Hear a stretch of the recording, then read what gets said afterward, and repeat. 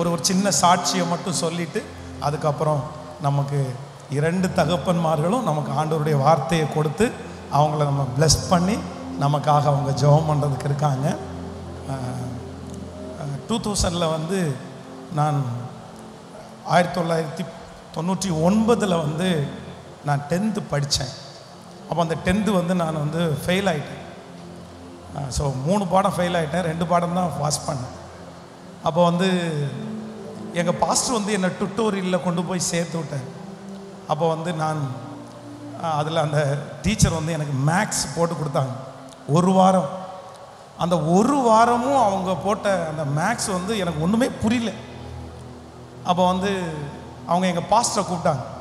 நான் எங்கள் பாஸ்டரை ரொம்ப நேசிப்பேன், நிறைய எங்கள் பாஸ்டரோடய இருப்பேன். அப்போ எங்கள் பாஸ்டரை கூப்பிட்டு அவங்க சொன்னாங்க, ஸோ இவனை படிக்க வைக்கிறது வேஸ்ட்டு, அதனால் நீங்கள் வந்து இவனை கூட்டிகிட்டு போங்கன்னாங்க. ஸோ டுட்டோரியலிருந்து ரிஜெக்ட் பண்ணப்பட்டவன் தான் நான். ஸோ கூட்டிகிட்டு போங்கன்னு சொன்னோடனே எங்கள் பாஸ்டர் வந்து சரி என்ன பண்ணலாம் ஒன்று அப்படின்னு சொல்லி ஒரு ப்ரெஸ்ஸில் கொண்டு போய் என்னை ஜாயின் பண்ணி விட்டார், பிரிண்டிங் ப்ரெஸ்.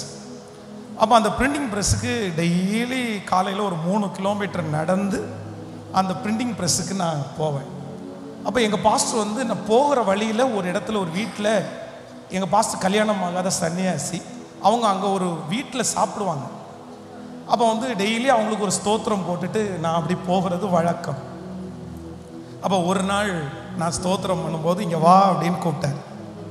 அவங்க பக்கத்தில் போனேன். அப்போ என்னை பார்த்து கேட்டார், பைபிள் காலேஜுக்கு போறியா அப்படின்னு கேட்டார். பைபிள் காலேஜுக்கு போறியான்னு கேட்டார். ஆனால் நான் வந்து சண்டே ஸ்கூலில் இருக்கும் போதெல்லாம் ஜெபம் பண்ணுற ஜெபம், ஆண்டவரே டைரெக்டாக உங்கள் சத்தத்தை கேட்குற அளவுக்கு எனக்கு நாலேஜ் இல்லை, தெரியாது. அதனால நீங்கள் என்ன சொன்னாலும் எங்கள் பாஸ்டர்கிட்ட சொல்லிடுங்க, எங்கள் பாஸ்டர் என்ன சொன்னாலும் அது நீங்கள் சொல்கிறது மாதிரி நான் நினச்சிக்குவேன் அப்படின்னு நான் ஜெபிக்கிறது வழக்கம். அப்போ எங்கள் பாஸ்டர் அப்படி சொன்ன உடனே வந்து நான் உடனே என்ன சொன்னேன்னா, நீங்கள் சொன்னீங்கன்னா போகிறேன் அப்படின்னு சொன்னேன். சரி சாயந்தரமாக வரியா அப்படின்னு கேட்டாங்க. ஆமாம் அப்படின்னு சொன்னேன். ஆஃபீஸ் போனாங்க. அவங்களே வந்து ஃபார்ம் எல்லாம் ஃபில்அப் பண்ணிட்டாங்க. எனக்கு ஃபில்அப் பண்ண தெரியாது, அவங்களே ஃபில்அப் பண்ணிட்டாங்க. சரி ரெடி ஆகிக்கோ அப்படின்னு. அப்போ வந்து எங்கள் வீட்டில் வந்து அதை சொல்லும்போது வந்து அப்போ தான் எங்கள் அப்பா வந்து ரொம்ப கடன், ஒரு 3 லட்சம் ரூபாய் கடன் வாங்கியிருக்காரு. இல்லை இந்த கடனை முடிச்சுட்டு போயிடலாமே அப்படின்னு சொன்னாங்க. என்னுடைய ரொம்ப நெருக்கமான ஒரு நண்பன், நாங்கள் 2 பேரும் ஒன்றா சர்ச்சுக்கு போவோம், ஒரே லைனில் உட்காருவோம். நாங்கள் 2 பேரும் தான் பாஸ்டருக்கு ட்ரம் வாசிப்போம். நான் கை வலிச்சிச்சுன்னா அவன் வாசிப்பான், அவங்க வச்சேன்னு நான் வாசிப்பேன். அந்த மாதிரி 2 பேருமே ஆவிக்குரிய வாழ்க்கையில் 2 பேரும் ஒன்றாவே நடந்து ட்ராவல் பண்ணி பேசிகிட்டே இருப்பான் ஏசப்பாவை பற்றி. அவன் வந்து என்னுடைய ஏஜ் தான், ஆனால் அவன் என்ன பண்ணுறான்னா இப்போ வந்து +1 படிக்கிறான். நான் ஃபெயில் ஆகிட்டான், அவன் பாஸ் பண்ணிட்டான். அப்போ அவன் என்ன சொன்னான் அப்படின்னு சொன்னா, டேய் எனக்கும் பைபிள் காலேஜுக்கு வர்றதுக்கு ஐடியா இருக்குது, ஒன்றே ஒன்று பண்ணு, 1 இயர் மட்டும் வெயிட் பண்ணிக்கோ, நம்ம 2 பேரும் போகலாம் அப்படின்னு சொன்னான். அப்போ என் மனசில் என்ன தோணுது அப்படின்னா, ஏற்கனவே நம்ம 2 பேரும் ஒன்றா இருந்துட்டோம், ஒன்றாவே போயிட்டோம்னு சொன்னால் ஜாலியாக சந்தோஷமாக பைபிள் காலேஜ் படிக்கலாமேன்னு தோணி அப்படியே வீட்டுக்குள்ளே அப்படி போகும்போது மனசு, ஏய் நீ என்ன சொன்ன, பாசு சொன்ன வார்த்தையை கத்த சொன்ன வார்த்தையாக ஏற்றுக்குவேன்னு சொன்னேன்ல, கை வச்சுட்டேல்ல, நீ ஏன் திரும்பி பார்க்குற? அப்போ அவன்கிட்ட சொன்னேன், இல்லைடா முடிவெடுத்தாச்சு, சொல்லியாச்சு, இதுக்கப்புறம் மாற்ற மாட்டேன் அப்படின்ட்டு பைபிள் காலேஜுக்கு ஃபஸ்ட் டைம் வந்தேன். ஆனால் உண்மையிலே பைபிள் காலேஜுக்கு வரும்போது நான் துக்கமாக வரல, ரொம்ப ஹாப்பியாக வந்தேன். ஏன் அப்படின்னா, ஒன்று நம்ம படித்த படிப்புக்கெல்லாம் காலேஜா, இன்னொன்று அங்கேயாவது நல்லா சோறு கிடைக்கும் அப்படின்னு தான். ஏன்னா எங்கள் ஃபேமிலியில் நிறைய சாப்பாட்டுக்கு கஷ்டம். நாங்கள் வந்து 10th படிக்கிற வரைக்கும் வேலையிலேயே செங்கல் சொல்ல வேலை பார்த்துருக்குறேன், சாணி சுமக்கிற வேலை பார்த்துருக்குறேன், குழி எடுக்கிற வேலை பார்த்துருக்குறேன், கல்லுடைக்கிற வேலை பார்த்துருக்குறேன். அப்போது பைபிள் காலேஜுக்கு வரும்போது ஃபஸ்ட் டைம் எங்கள் சர்ச்சில் இருக்கிற எல்லாருமே வந்து இந்த சோப்பு எண்ணெய் இதெல்லாம் நிறைய வாங்கி கொடுத்தாங்க. அப்போ அதை யூஸ் பண்ணி கொஞ்சம் கொஞ்சமாக காலி ஆகிட்டே இருக்குது. எங்கள் பாஸ்டர் மாதத்துக்கு ஒரு டைம் பைபிள் காலேஜுக்கு வருவாங்க, என்னை பார்ப்பாங்க, எனக்கு 100 ரூபா கொடுப்பாங்க, எல்லாருக்குமே 100 ரூபா கொடுப்பாங்க. 40 ஸ்டூடெண்ட்டுக்கு 100 ரூபா கொடுத்துட்டு தான் போவாங்க. அப்போ ஒரு மாதம் வர்றாங்க, என்னை பார்த்து கேட்குறாங்க. எப்போவுமே என்கிட்ட வந்து பணத்தை கொடுத்துட்டு அவங்க போயிடுவாங்க. ஆனால் த ஃபஸ்ட் டைம் என்கிட்ட வந்து என்ன சொல்கிறாங்கன்னா, காசு இருக்காடே அப்படின்னு கேட்டார். நான் எப்போவுமே அவர்கிட்ட உண்மை சொல்கிறவன், இந்த ஒரே ஒரு டைம் பொய் சொன்னேன். சரி, நம்ம பாஸ்டர்கிட்ட எப்படி வந்து காசு இல்லைன்னு சொல்கிறது, அதனால் இருக்குங்கய்யா அப்படின்ட்டு நான் எதிர்பார்க்கவே இல்லை. இருக்குன்னா வச்சுக்கொண்டு கையில் எடுத்த பணத்தை ஜோப்பில் வச்சுட்டு போயிட்டேன். எனக்கு அப்படியே ஒரு மாதிரி ஆயிடுச்சு, திரும்பி கேட்கவும் முடியாது. அப்போ அந்த பணம் காலி ஆயிடுச்சு, பொருள் எல்லாமே காலி ஆயிடுச்சு. சோப்பு தீந்துருச்சு, பேஸ்ட்டு தீந்துருச்சு, எண்ணெய் தீந்துருச்சு. உடனே இந்த பசங்க எல்லாம் துவைச்சு போடுற இந்த சோப்பை எடுத்து என்னுடைய டிஷ்ஷில் வச்சு அப்படியே வந்து அதை பயன்படுத்த ஆரம்பிச்சிட்டேன். அப்புறம் இந்த பசங்க எல்லாம் நிறைய பேர் ஹமாம் சோப்பு யூஸ் பண்ணுவாங்க. அதனுடைய லாஸ்ட் அந்த பார்ட்டை வந்து யூஸ் பண்ண முடியாது, அது ரொம்ப பிளேடு மாதிரி இருக்கும். அதெல்லாம் நிறைய பாத்ரூமில் இருக்கும். எல்லாத்தையுமே கலெக்ட் பண்ணி வச்சுருந்து அப்படியே அட்ஜஸ்ட் பண்ணிட்டேன். துணி போடுறத குறைச்சிட்டேன். ஆனால் இந்த பேஸ்ட்டு மட்டும் கடன் வாங்காமல் இருக்கவே முடியாது. அப்போ வந்து ஒவ்வொரு டைம் கேட்டேன், நிறைய பேர் கொடுத்தாங்க. அப்போ ஒரு நாள் காலையில் இந்த 5 o'clock மார்னிங் ப்ரேயருக்காக எல்லாரையும் எழுப்பி விட்டாங்க. நான் ரொம்ப கஷ்டமாக இருந்துச்சு எனக்கு. நம்ம வீட்டில் இருக்கும் போதும் கஷ்டப்பட்டோம், இப்போ ஊழியத்துக்கு வந்தோம், நம்ம வந்து இவ்வளோ கஷ்டப்படுறோமே, நம்ம இதுக்கும் வந்து ஃபிட்டான ஆள் இல்லையோ அப்படின்னு நினச்சி நிறைய நெகட்டிவாக இருந்து அன்னைக்கு காலையில் ப்ரேயருக்கு போகாமல் படுத்துட்டேன். அப்போது இந்த ப்ரேயர் முடிச்சுட்டு வந்து பசங்க எல்லாம் தட்டி, என்ன உடம்பு நல்லா இல்லாமல் இருக்குன்னு சொல்லிட்டு போய் சொல்லிட்டு இருக்கியா, போடா ஒழுங்கா வேலை பாடுறா அப்படின்னு சொல்லி என்னை அனுப்பி விடும்போது என் ப்ரஷ்ஷை எடுத்துட்டு எனக்கு ரொம்ப நெருக்கமான, ரொம்ப சாஃப்டாக பேசுகிற ஒரு பிரதர் வந்து எங்கள் ஊருக்கார ஒரு பிரதர் இருந்தார். அவர்கிட்ட போய், ஓய், ஓய்ன்னு கூப்பிட்றது ஒரு வழக்கம், ஓய் கொஞ்சம் பேஸ்ட்டு தருவீங்களா அப்படின்னு கேட்டேன். என்ன நினச்சாரோ தெரில, பயங்கரமாக திட்டார். ஏண்டா பிச்சைக்காரன் நாய்ங்களா, அப்படியே வந்துடுறது, சோறு போடுறாங்கன்னா வந்துடுறது, ஏன் ஒரு பேஸ்ட் வாங்க கூட உனக்கு வக்கில்ல, உனக்கு அப்படி பண்ண மாட்டாங்க. எனக்கு ஏற்கனவே வந்து நான் வந்து ரொம்ப மனசு கஷ்டம். இவங்க சொன்ன உடனே என்னால் அழுகை அடக்கவே முடியல. நான் அப்படியே மேலே ரூமும் அப்படியே இறங்கிட்டேன், மடமடன்னு இறங்கி அப்படியே அழுதுட்டே பாத்ரூமுக்கு முன்னாடி நின்று 2 கையை முகத்தில் பொத்திட்டு ஒன்னே ஒன்று மட்டும்தான் சொன்னேன், ஏசுப்பா எனக்கு ஊழியம்னா என்னன்னே தெரியாது, பட் நீங்கள் என்ன ஊழியத்துக்கு அழைச்சிருக்கிறீங்களா இல்லையான்னு கூட எனக்கு தெரியாது, எனக்கு ஒரு வசனம் தந்தோம் அந்த மாதிரிலாம் எனக்கு ஒரு அனுபவம் இல்லை. ஆனால் எங்கள் பாஸ்டர் சொல்கிறத நீங்கள் சொல்கிறதா நான் வந்து இன்னைக்கு வரைக்கும் எடுத்துக்கிட்டதுனால நீங்கள் என்ன ஊழியத்துக்கு அழைச்சிட்டிங்களோன்னு நான் நம்பினேன். ஆனால் உண்மையாக என்ன ஊழியத்துக்கு அழைச்சிங்கன்னா இன்னையிலிருந்து நான் யார்கிட்டையும் கையேந்திராத மாதிரி மட்டும் வச்சிருங்க ஆண்டவரே அப்படின்னு அழுறேன். நான் அழுதுகிட்டே இருக்கும்போது ஒருத்தர் வந்து என் தோலை தட்டுறாரு. அந்த வார்டன் வந்து என்னை தோலை தட்டி கேம்பஸ் லீடு உன்னை முன்னாடி கூப்பிட்றாங்க அப்படின்னா.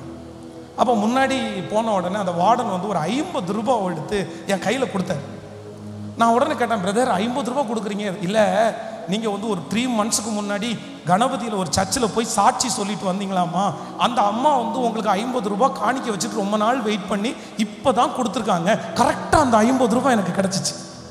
உடனே நான் சொல்கிறேன், ஆண்டவரே நீங்கள் என்ன நினச்சிட்டீங்க ஏசப்பா அப்படின்ட்டு அந்த 50 ரூபா வச்சுட்டு அப்படியே கண்ணீரோடு என் ரூமுக்கு போகும்போது எபனேசர் அப்படின்னு ஒரு பிரதர் படித்தார் சென்னையில். அவர் வந்து என்கிட்ட கேட்டார், பிரதர் நான் பைபிள் காலேஜ் டிஸ்கன்டினியூ பண்ணுறேன், எங்கள் அம்மா அப்பா எனக்கு பொண்ணு பார்த்துட்டாங்க, அதனால் எனக்கு சோப்பு பேஸ்டெல்லாம் நிறைய இருக்குது, நீங்கள் வேணால் வாங்கிக்கிறீங்களா அப்படின்னு கேட்டார். நான் சொன்னேன், தாராளமாக வாங்கிக்கிறேன் பிரதர் கொடுங்க அப்படின்னேன். என் கையில் அட்டை பாக்ஸ் தூக்கி வச்சார். ஓப்பன் பண்ணி பார்த்தா உள்ள ஒரு பேஸ்ட்டு, என் கை இவ்வளோ தடி. 3 வருஷம் நான் படித்து முடிக்கிற வரைக்கும் அந்த பேஸ்ட் எனக்கு போதுமானதாக இருந்துச்சு. 3 years 3 வருஷம் அந்த பேஸ்ட் நான் யூஸ் பண்ணேன். இன்னைக்கு வரைக்கும் எத்தனையோ மாலில் போய் அந்த மாதிரி ஒரு பேஸ்ட்டை தேடுறேன், அவ்வளோ சைஸான பேஸ்ட் நான் பார்க்கவே இல்லை. ஸோ உடனே நினச்சிட்டேன், இல்லை கண்டிப்பாக என்னை ஆண்டவர் நம்புறாரு அப்படின்னு நினச்சேன். அப்போ ஒரு நாள் ஒரு 2 minutesல முடிச்சிடறேன். ஒரு நாள் வந்து பாஸ்ட் பாடம் நடத்திட்டே இருக்காரு, எல்லாரும் எழுதிட்டே இருக்காங்க. அவர் சொல்ல சொல்ல எல்லாருமே வேகமாக எழுதுறாங்க. நான் வந்து கோவுக்கும் கேவுக்கும் வித்தியாசம் தெரியாமல் அப்படியே உட்காண்டேன். இப்படி போடணுமா இப்படி போடணுமான்னு எனக்கு தெரில. எனக்கு உடனே ஒரு துக்கம் வந்துச்சு, ஏடா உனக்கு கோவுக்கும் கேக்குமே வித்தியாசம் தெரில, நீ எல்லாம் படித்து பைபிள் காலேஜில் படித்து ஊழியம் செய்ய போறியா அப்படின்னு உடனே பெண்ணை அப்படியே வச்சுட்டு சோகமாக உட்கார்ந்துட்டு இருக்கும்போது டீக்கு பெல் அடித்தாங்க. ராஜேந்திர பிரசாத் அப்படின்னு ஒரு பாஸ்டர், அவர் வந்து ஏன் பிரதர் ரொம்ப சோகமாக இருக்கிறீங்கன்னு கேட்டார். அப்போ நான் சொன்னேன், பிரதர் எனக்கு கோவுக்கும் கேக்குமே வித்தியாசம் தெரில. நான் எல்லாம் என்ன பிரதர் படித்து முடிச்சுட்டு பைபிள் காலேஜில் போய் ஊழியம் செய்ய போகிறேன் அப்படின்னா. உங்களுக்கு என்ன இப்போ கோவுக்கும் கேக்கு தானே வித்தியாசம் தெரியணும், இங்கே வாங்க அப்படின்னு கூப்பிட்டு ஒரு நோட்டு எழுதிட்டு இதான் கோ இதான் கே அப்படின்னு எழுதி கொடுத்தாரு. என் வாழ்க்கையிலே ஃபஸ்ட்டு சொல்லி புரிஞ்ச ஒரே வேடம் அது மட்டும்தான். உண்மையிலே எனக்கு ஒரு டைம் சொன்னால் புரியவே புரியாது. ஓ அப்படியா பிரதர், இது வரைக்கும் கோவுக்கு கேக்குன்னு விஷயமே தெரில. ஸோ இப்படியே பைபிள் காலேஜ்லேயும் எங்கள் அம்மா அப்பா வந்து இன்றைக்கி வந்திருக்காங்க. எங்கள் அப்பா அம்மா 3வது வருஷத்தில் தான் ஃபோன் பண்ணாங்க. எல்லாருக்கும் லெட்டர் வரும், எனக்கு லெட்டர் வந்ததில்லை. ஆனால் எங்கள் அம்மா அப்பா இன்றைக்கி ரட்சிக்கப்பட்டு அவங்க எனக்கு ரொம்ப சப்போர்ட்டிவாக இருக்காங்க. ஸோ அப்படி தான் பைபிள் காலேஜ் வாழ்க்கையை முடித்தேன். ஆனால் அதே பைபிள் காலேஜில் ஆண்டவர் என்னை வார்டனாக அனுமதித்தேன்.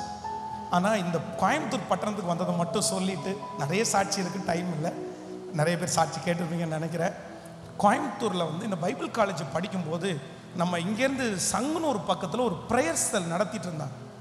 அப்போ அந்த ப்ரேயர் செல்லுக்கு வந்து 5ஆம் நம்பர் பஸ்ஸு அங்கேருந்து ராமநாதபுரத்துலேருந்து ஏறுனா அந்த பஸ் வந்து கிட்டத்தட்ட ஒரு 15-16 கிலோமீட்டர் ட்ராவல் பண்ணி வரும். நான் வந்து எப்போவுமே பஸ்ஸுனுடைய அந்த ஓரத்தில் நான் இருப்பேன். அப்போ சுற்றி இருக்கிறதெல்லாம் பார்க்கும்போது இந்த ஜனங்களெல்லாம் ரொம்ப அப்படியே வந்து கையில் சட்டி வச்சிருக்கிறது, சண்டை போட்டுக்கிறது, அப்படியே ஆண்டவர் இல்லாமல் அலைகிறது, இதெல்லாம் என் கண்ணில் பார்த்து பஸ்ஸில் உட்காந்து அப்படியே அழுதுகிட்டே இருப்பேன். அங்கேருந்து ராமநாதபுரத்துலேருந்து இங்கே 1.5 கிலோமீட்டர் இது வரைக்கும் அழுதுகிட்டே இருப்பேன். இவங்களெல்லாம் ரட்சிங்க ஆண்டவரே, இவங்களெல்லாம் சந்திங்க ஆண்டவரே. ஒரு நாள் நான் இந்த மாதிரி அழுதுட்டு இருக்கும்போது என் பக்கத்தில் வந்து ஒருத்தர் உட்கார்ந்த உடனே என்னை தட்டி ஏன் அழுறேன்னு கேட்டார். நான் என்ன சொல்கிறேன்னு தெரில. அடுத்த வார்த்தை அவர் என்ன சொன்னார் தெரியுமா? லவ் ஃபெயிலியரை குறிச்செல்லாம் பயப்படாதப்பா, இன்னைக்கு இருப்பா நாளைக்கு போவா, உனக்கு நல்ல வாழ்க்கை கடவுள் வச்சிருப்பாரு. அப்போ நான் நினச்சேன், நான் அழுறது உங்களுக்கு என்ன தெரியும். ஸோ ஆனால் இந்த பைபிள் காலேஜில் நான் ஊழியம் பண்ணுவேன், ஊழியம் செய்வேன், படிக்கிறதுக்காக மட்டும்தான் வந்தேன். அப்போது அன்னைக்கு இப்படி அழுதுகிட்டே போவேன். இங்கேருந்து டிரான்ஸ்ஃபர் ஆகி சென்னையில் மாதவரத்தில் ஊழியம் பண்ணேன். அங்கேருந்து முடிச்சுட்டு திருச்சி OFTயில் ஊழியம் பண்ணிட்டு இருக்கும்போது என்னுடைய வாழ்க்கையில் ஃபஸ்ட் டைம் வந்து மன அழுத்தத்துக்குள்ளே ஆளாயிட்டேன். ரொம்ப சைக்காலஜிக்கலாக எஃபெக்ட் ஆகி நிறைய நெகட்டிவை யோசிச்சு ரொம்ப சிக்காயிட்டேன். மஞ்சக்காமாலா அப்படின்ற ஒரு வியாதி வந்துருச்சு. 9 மாதம் படுத்த படுக்கையா, யாருக்குமே தெரியாமல். எங்கள் ஊரில் வந்து ஒரு 3 months இருந்தேன்.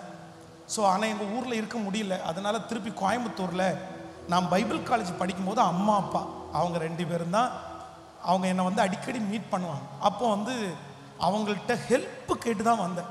இந்த மாதிரி எனக்கு வந்து என் வீட்டில் இருக்கிறதுக்கு என்னால் முடியல, எனக்கு ஊழியத்துக்கும் போக முடியல, என்னை கொஞ்ச நாள் உடல் நல்லா சரியில்லை, எனக்கு கொஞ்சம் வச்சு பார்ப்பீங்களான்னு அவங்கள்ட்ட வாய் விட்டு கேட்டேன்.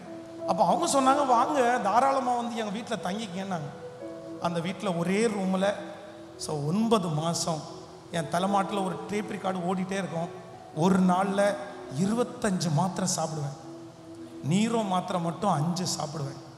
திரும்பி ஊழியம் செய்வேன், திரும்பி நிற்பேன், திரும்பி வாழுவேன், திரும்பி உயிரோடு இருப்பேன்ற நம்பிக்கை எல்லாமே அத்திருச்சு.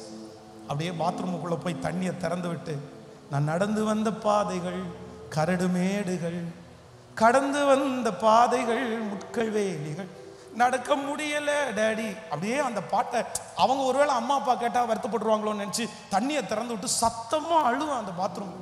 ஓன்னு என்னால் முடியல. ஆனால் மறுதளிக்கவே இல்லை ஆண்டவரை. நான் மறிச்சா கூட உங்களுக்காக மறிச்சிட்றேன், ஆனால் என்னால் இந்த பாரத்தை சுமக்க முடியல. அப்போ தான் கொஞ்சம் அப்படியே அந்த இதெல்லாம் ரெடி ஆகி கொஞ்சம் சைக்காலஜிக்கலாக ரெடி ஆகிட்டேன்.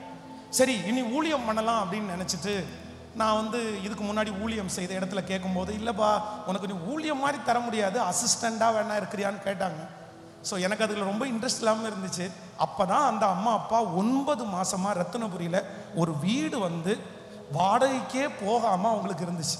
அவங்க சொன்னாங்க, இந்த வீடு ரொம்ப நாளாக வாடகைக்கு போகாமல் இருக்குது, இதில் வேணால் ஒரு ப்ரேயர் ஸ்டார்ட் பண்ணலாமான்னு கேட்டாங்க. ஸோ 2005 3 பேரை வச்சு அந்த வீட்டில் அந்த திருச்சபையை ஆரம்பித்து இன்னைக்கு இவ்வளோ பெரிய தேவ சபையை ஸோ கர்த்தரே மாற்றி.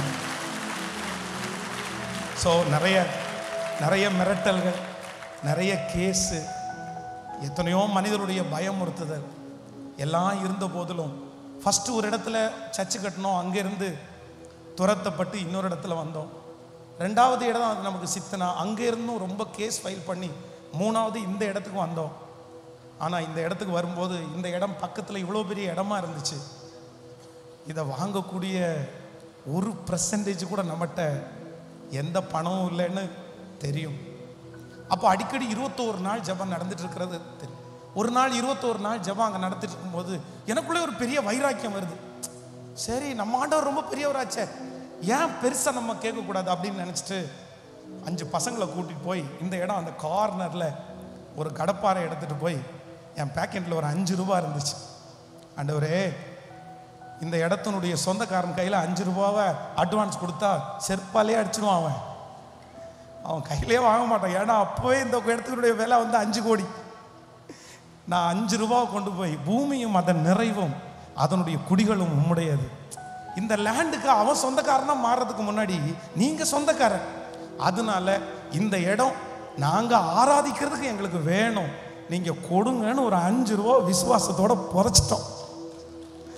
ஆனால் ஆண்டவர் அதை கனம் பண்ணினேன்.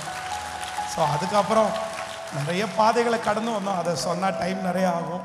அப்படியே கடந்து வந்தோம். அப்போ ஒரு நாள் வந்து நான் ரொம்ப ஜெபம் பண்ணிட்டு இருக்கும்போது எனக்குள்ளே இதை கிடைச்சிரும் அப்படின்ற ஒரு நம்பிக்கை வந்துருச்சு. அந்த நம்முடைய ஜெபம் வந்து ஃபினிஷ்ட் ஆயிடுச்சு, போய் சேர்ந்துருச்சு அப்படின்ற ஒரு ஃபீல் வரும் பாருங்க. அந்த மாதிரி ஒரு ஃபீல் எனக்குள்ளே வந்துருச்சு. அப்போது நீங்கள் எனக்கு கொடுத்துருவீங்கன்னு தோணுது ஆண்டவரே இந்த ஊழியத்துக்கு அப்படின்னும் போது என் மனசில் ஒன்று மட்டும் ஆண்டவர் பேசின மாதிரி இருந்துச்சு. சரி, நான் உனக்கு இந்த இடத்த கொடுத்தேன் அப்படின்னா நீ எனக்கு என்ன செய்வ அப்படின்னு கேட்டாங்க. அப்போ உண்மையிலே நான் திரும்பி பார்க்கும்போது என்கிட்ட ஒன்றுமே இல்லை. அப்போ நான் சொன்னேன், ஆண்டவரே என்கிட்ட ஒரே 2 வார்த்தை இருக்குது. ஒன்று சாரி, இன்னொன்று ஐ லவ் யூ. இந்த வார்த்தை தவிர ஒன்றும் இல்லை. நான் ஆண்டவர் ரொம்ப நேசிப்பேன். எனக்கு ஏசப்பா ரொம்ப பிடிக்கும். எப்போவுமே யோசிச்சே இருப்பேன். ஏன்னா என் வாழ்க்கையிலேயே அவர் தான் எல்லாமே. அதனால் பச்சை மணலில் முழங்காலில் நின்றுருக்கிறேன். என் கயிறில் காலை கட்டி தொங்க விட்டு நீ எங்கே ஆண்டவர் இருக்கீங்க அப்படின்னு கேட்டிருக்கிறேன். ஸோ அப்போ சொன்னேன், என்கிட்ட ஒன்றுமே இல்லை, நான் எதுவுமே கொண்டு வரல, அதனால் சாரி ஐ லவ் யூ அப்படின்ற வார்த்தை இருக்குது. ஆனால் நீங்கள் இந்த இடத்த கொடுத்தீங்கன்னா உங்களை நான் நம்புவேன்னு சொன்னேன். நீங்கள் நிறைய பேர் கேட்பீங்க, ஏன் பாஸ்டர் அப்படி சொன்னீங்க? அப்போ ஆண்டவரை இதுவரைக்கும் நம்பாமலாம் ட்ராவல் பண்ணீங்கன்னு. ஆனால் உண்மையிலேயே இன்னைக்கு உங்களுக்கு முன்னாடி ரொம்ப தைரியசாலியாக நிற்கிறேன். நான் ரொம்ப பயப்படுவேன்.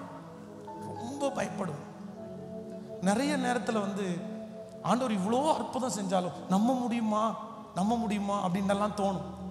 அப்போது இந்த இடத்த மட்டும் நீங்கள் எனக்கு கொடுத்தீங்கன்னா நான் சாகிற வரைக்கும் என்ன வந்தாலும் உங்களை நம்புவேன் ஆண்டவரே, உங்களை நம்புவேன். ஸோ ஆண்டவர் கொடுத்த உடனே நினச்சோம், சரி ஒரு 5 இயர்ஸ் தாண்டி ஏதாவது ஒரு சின்ன எக்ஸ்டென்ஷன் பண்ணலான்னு நினச்சோம். ஆனால் கொடுத்த உடனே ஒரு எக்ஸ்டென்ஷன் பண்ணி ஸோ இதை திறக்கணும் அப்படின்னு ஒரு ஜபத். ஏன்னா நிறைய பேர் ஹெல்ப் பண்ணாங்க. வெளியூர்லேருந்து வெளிநாடுகள்லேருந்து கூட நிறைய சொந்தங்கள் நீங்கள் வந்திருக்கிறீங்க, நிறைய பேர் ஹெல்ப் பண்ணாங்க. கண்டிப்பாக எங்கள் திருச்சபையில் இருக்கிற பிள்ளைகளுக்கு வந்து இது பெரிய சுமை, பெரிய பாரம். அவங்களுடைய சம்பளங்கள் எல்லாம் ரொம்ப குறைவு. ஆனால் நிறைய பேர் ஹெல்ப் பண்ணாங்க. ஸோ எல்லாருக்காகவும் ஒரு ப்ரேயர் பண்ணிடணும் அப்படின்னு நினச்சி இதை டெடிகேட் பண்ணால் நல்லாயிருக்கும்னு நினச்சோம். ஆனால் உண்மையிலே அப்பாங்க 2 பேரும் வருவாங்கன்னு நினைக்கவே இல்லை. நான் அதை யோசிக்கவே இல்லை. பட் அது எனக்கு பெரிய சந்தோஷமாக இருக்குது, மகிழ்ச்சியாக இருக்குது. ஸோ உண்மையிலே ஆண்டவருக்கு நன்றி சொல்ல. அவங்க வாழ்கிற காலத்தில் நம்ம வாழ்கிறதே சந்தோஷம். அவங்கள சொல்கிறதுக்கு ஒன்றுமே இல்லை, நம்ம அவங்களுக்கு தேங்க்ஸ் சொல்கிறதுக்கு ஒன்றுமே இல்லை. பட் எல்லாருடைய எங்கள் மாமனார் அப்பாங்க 2 பேர் பாஸ்டர்ஸு, இன்னும் லைவில் பார்க்குற பாஸ்டர்ஸு, என்னை நேசிக்கிற நீங்கள் பிள்ளைங்க, சர்ச்சில் உள்ளவங்க, ஒரு பிள்ளையை போல், சகோதரனை போல். இன்றைக்கும் நான் அடி வாங்குற மாதிரி நிறைய பேர் இருக்கிறீங்க. உங்களை எவ்வளோ வேணாலும் திட்டலாம், அந்த அளவுக்கு இருக்கிறீங்க. ஸோ அவ்வளோ நேசிக்கிற எல்லா பிள்ளைகளுக்காக நான் ரொம்ப நன்றி உள்ளவனாக இருக்கேன். ஸோ ஆண்டவர் இன்னைக்கு வந்து இந்த திருச்சபைக்கு ஒரு பேர் இருக்குது, மகாராஜாவின் நகரம். ஆமாம். ஸோ அப்போ வந்து இந்த டெடிகேஷனுக்கு அப்பாவை கூப்பிடும்போது சரி ஒரு 12 hours ப்ரேயர் வச்சு கூப்பிடலாம் அப்படின்னு திங்க் பண்ணோம். நம்ம தான் மீட்டிங் நடத்துறதுக்கு நமக்கு ரொம்ப ஈஸி ஆயிடுச்சு அப்படின்னு நினச்சோம். ஆனால் அது அவ்வளோ பெரிய ப்ராஜெக்ட்னு எனக்கு தெரில. ஆனால் இதை விட எது முக்கியம் அப்படின்னு சொன்னால் அந்த 12 hours ப்ரேயர் தான் முக்கியம். ஏன்னா நாளைக்கு காலையில் 7 மணிக்கு நீங்கள் எல்லாருமே அப்படியே ஜெபம் பண்ணுறது மாதிரி வந்துடணும். இந்த கோவை பட்டணத்தில் 4 வழி, முக்கியமான வழி இருக்குது. அந்த 4 வழியிலையும் 4 மேம்பாலம் இருக்குது. அதில் ஏறி 10 வருஷம் தாண்டி ஆண்டவருடைய வருகை தாமதிச்சு அந்த பாலத்தில் நம்ம ட்ராவல் பண்ணும்போது ஒவ்வொரு பாலத்துலேயும் 100 சிலுவையாவது நம்ம பார்க்கணும். அவ்வளோதான். கண்ணை மூடிட்டு போயிட்டே இருக்க வேண்டியது. எனக்கு அதுதான் ஆசை. கர்த்தர் வந்து 10,000 பேர் கொண்ட ஒரு 10 சர்ச்சு கோயம்புத்தூரில், 1000 பேர் கொண்ட ஒரு 1000 சர்ச்சு கோயம்புத்தூரில் ஆமென் வந்துச்சுன்னா அவ்வளோதான். நம்ம அப்படியே சொர்க்க நாட்டில் அப்படியே போயிட்டே இருக்கலாம் கைத்தட்டி. ஆமென். நமக்கு இந்த பூமி ஒன்றும் சொந்தம் இல்லைல்ல. அதனால் எல்லாரும் சேர்ந்து இன்னும் எனக்காக ஜெபிங்க. ஆண்டவர் வந்து கொடுத்துருக்குறாங்க. இன்னும் நிறைய சாட்சி இடையில நம்ம மீட்டிங் வச்சு சொல்லுவோம். தேங்க்யூ. God bless you.